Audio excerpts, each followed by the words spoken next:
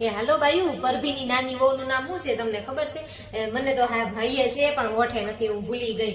હા લગભગ છે ને કૃષ્ણા વહુ છે. હા કૃષ્ણા વહુ જ હશે. હા તે હાલો ચાલુ કરજો. એ આ વખતે છે ને ધરાઈ રહેવી જોઈએ, કોઈ દી કેવી ન જોઈએ કે મારા જમાઈનું મારા વહુનું ગાતી નથી. ધરવી દ્યો એને, ગીત ગાઈ ગાઈને ધરવી દ્યો.